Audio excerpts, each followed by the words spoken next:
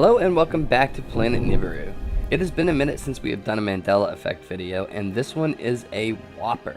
It is jam-packed with so much residual proof that I have been sent by viewers and collected myself over the past few months that it is now hard for anyone to deny that something is going on.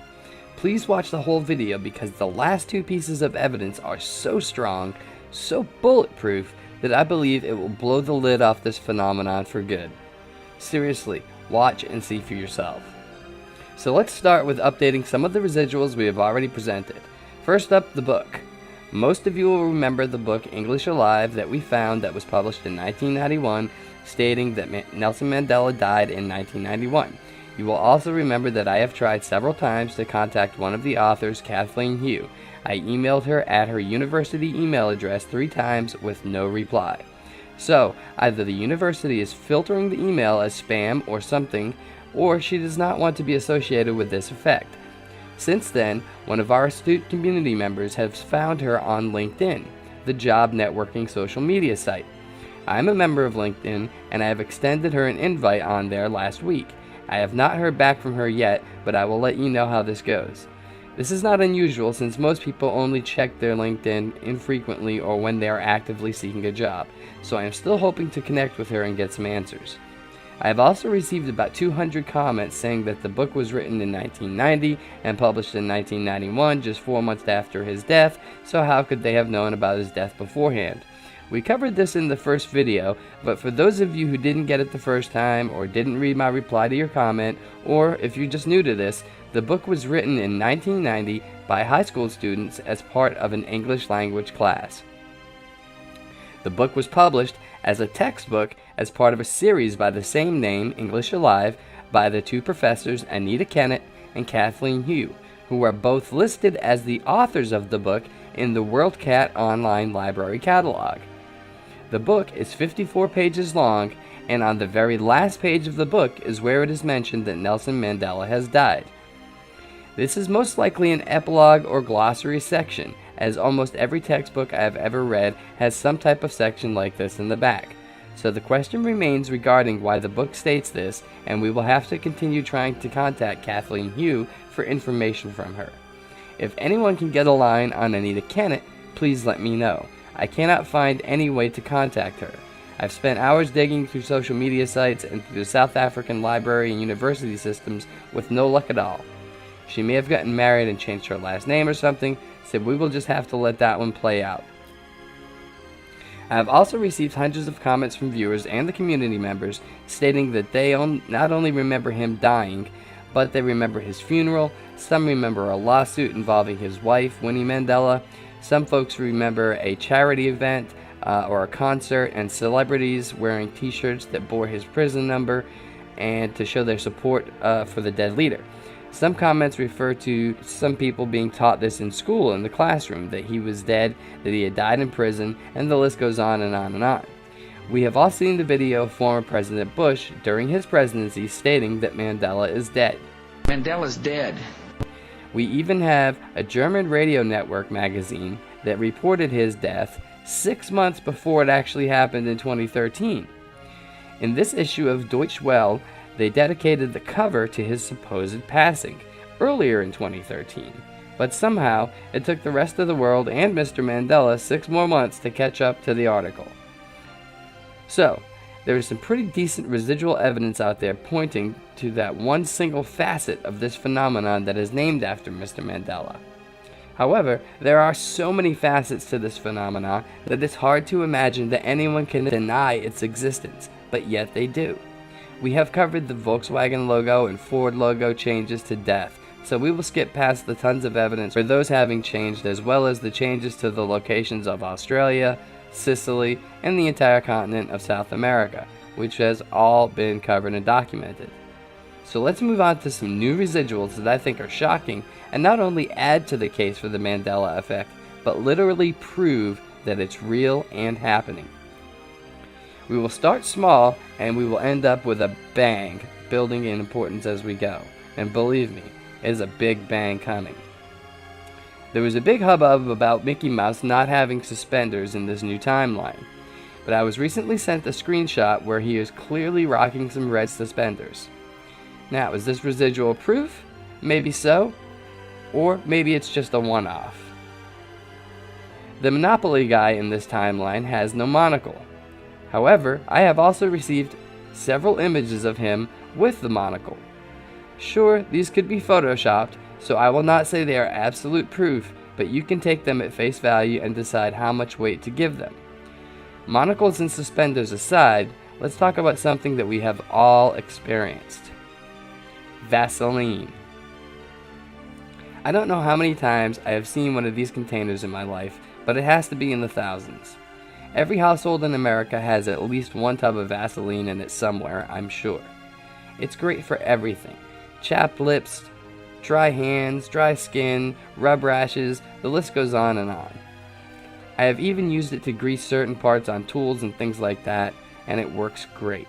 I love Vaseline. I even love the Stone Temple Pilots song named Vaseline, which oddly enough is spelled with an O, not an E. Because you see, in this reality, or timeline, or whatever you want to call it, Vaseline has no O. Nope. Vaseline is how it is spelled now, and seemingly always has been. The problem is that we find so many people misspelling the word, like right here on this website. With the picture of the jar right under the title, you'd think that a professional blogger might get the spelling of the product and the subject of their article right? Well, maybe not. Now, of course, words get misspelled all the time, and Vaseline sounds a lot like gasoline, so maybe that is why it is so often misspelled? Sure, that might be possible. However, I was recently sent some images that clearly show that at one point, there were some jars out there using the O in the spelling, not the E. Not only that, but in this medical textbook called Methods of Adipose Tissue Biology, and this is on Google Books, by the way, they use the O in the spelling.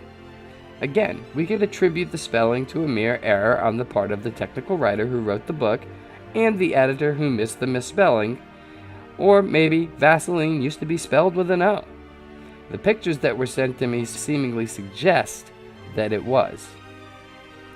Okay, so let's do some rapid fire ones because the video is getting a little bit longer than I intended, and I know I'll get some complaints from those of you guys out there with ADD. So we all know JCPenney now has an E at the end of it. JCPenney, Penney is how it is spelled now. But did it always? Let's take a look at these images.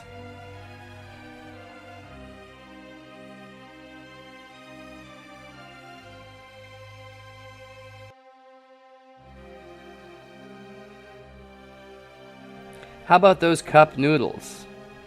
Now this is one that irks me to no end. Having probably survived on these things for years when I was younger, I swear it was cup O noodles, and here is some residual proof that proves that at least I am not the only one who remembers it that way. Now it seems like the folks over at LucasArts have a problem remembering that C-3PO had a silver leg, because as it turns out, they put him in a video game with 2 gold legs on it.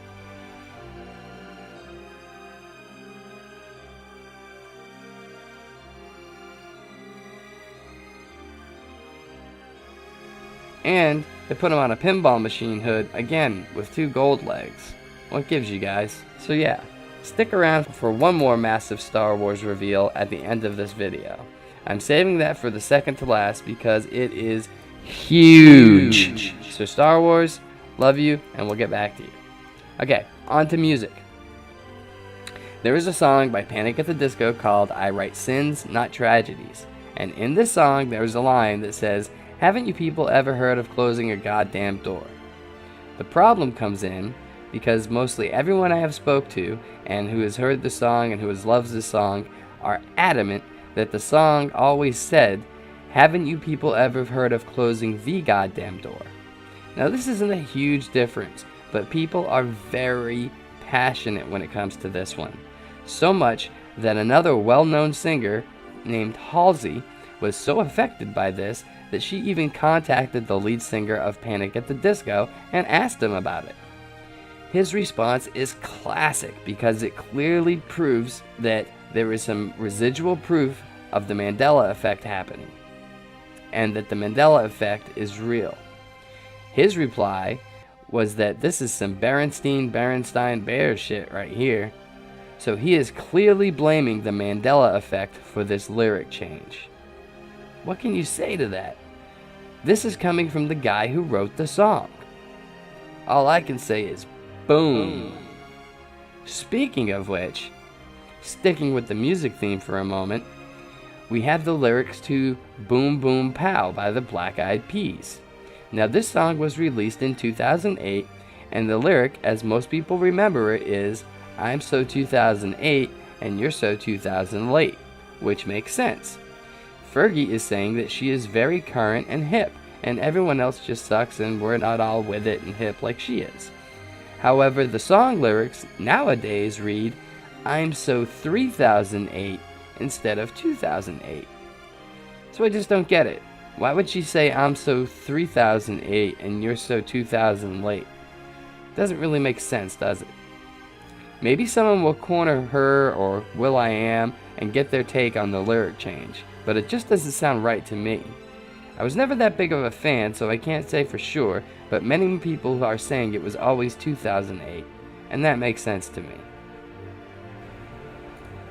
What doesn't make sense is that the Statue of Liberty has discreetly moved from Ellis Island to a place called Liberty Island. Now there are thousands of people who swear that the statue resided on Ellis Island, welcoming immigrants from the world over as they entered the United States. The inscription on a plaque in the pedestal at its base tells the story nicely, I think. It says, give me your tired, your poor, your huddled masses yearning to breathe free. It's part of a poem written during the fundraising campaign to fund the base pedestal for the statue that was given to us as a gift from France. Ellis Island has long been the destination for those who wish to become a U.S. citizen, and in the minds of many, including myself, it was a home to the statue as well. But it seems that we were all wrong. Personally, I have never spent any time in New York City. Being from Boston, I have been through New York City many times while traveling, but I have never really stopped in as a tourist and seen the sights, so to speak.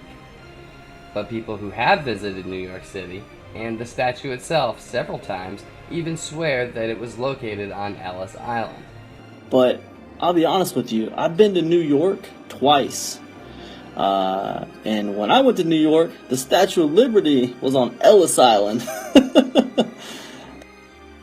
I remember learning in school that it was located on Ellis Island, and that always made sense to me because of the immigration thing. But nope, it's on Liberty Island, and we're all just gonna have to get used to that fact. Okay, getting bigger and more profound as we move on, it's time to get biblical. We have what many, myself included, consider to be smoking gun evidence that changes are occurring. In the Bible, in the book of Isaiah, chapter 11, verse 6, has changed in all major versions of the Bible. From the lion shall lay with the lamb, to the wolf shall lay with the lamb. Now you don't even have to be a Christian to be affected by this one. So many people who aren't even Christians know this verse.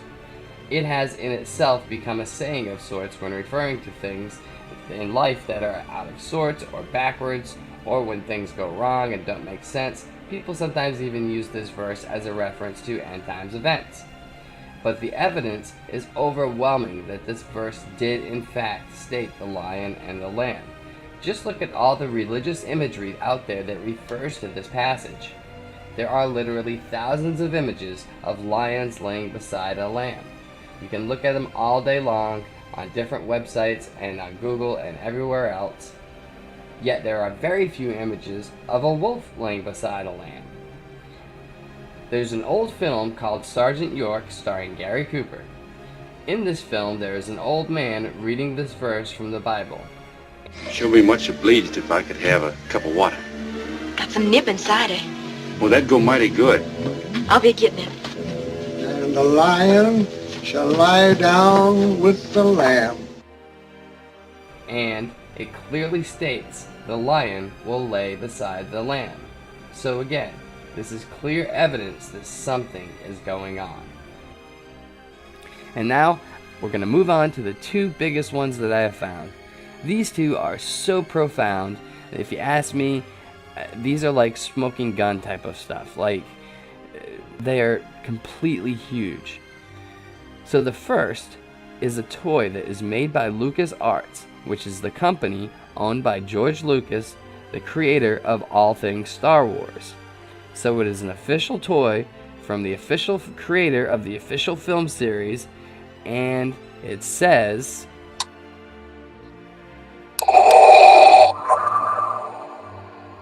join me, and together we can rule the galaxy as father and son.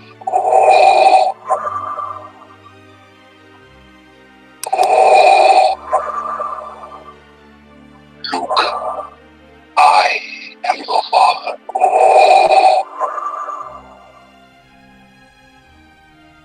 "What? Wait a minute, he didn't just say what I think he did he? Yeah. The official toy from George Lucas's company says, Luke, I am your father." This is like atomic evidence of the Mandela effect right here. This is like Godzilla-sized, gargantuan proof that the line existed at one point. I know there will be at least one silly troll who will come out here and say, well, it's for context in the toy, but it was never said in the movie, blah, blah, blah, blah, blah, blah. Dude, stop. Don't even. You're just embarrassing yourself. So just stop talking. The toy says, Luke, I am your father. Why would they license a toy with that line if it was never the actual line? Doesn't make any sense. Special thanks to Dr. Taryn P. Lupo's channel where I found this gem. Go check him out. He has some great stuff on there for both Mandela Effect and free living and free thinking. Also special thanks to one of our community members, Janine, for turning me on to Taryn P. Lupo and his channel where I found this gem. And finally, the coup de grace of all Mandela Effect residuals was sent in to the Better Mankind channel, and it shows the JFK car with only 4 people in it, as many of us remember it. It is not from the Zapruder film. It's an image that clearly shows Jackie Kennedy wearing that iconic outfit that she was wearing that day in Dallas, looking over at John Kennedy in the back of a convertible with 4 seats and 4 people. After looking around the internet over the course of a few days, I could not find any other images of her wearing that outfit while in a convertible. So to me, this is thermonuclear proof of the Mandela effect. I mean, how can it get any better than this? Just the way so many of us remember seeing it, just the way so many of us remember watching it on the film when we were young or before these changes started taking place, which for me seemed to be around 2012 sometime. It's amazing. Amazing, amazing, amazing. Really, it's more than amazing. It's proof. So I'm going to end this video here. My mind is blown. I'm sure many of yours are as well. So let this sink in, and please comment on what you think of all this. Leave us a thumbs up if you like it, and we'll be back soon with another video. Thanks.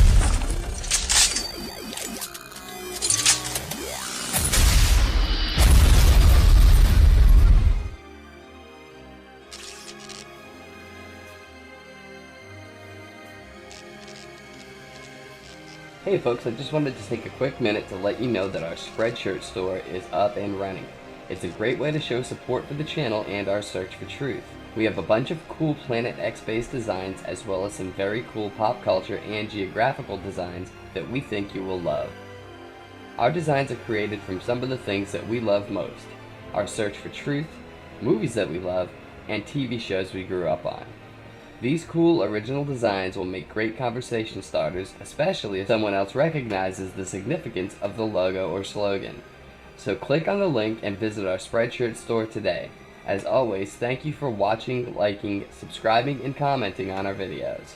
We will be back soon with more great stuff. See you then.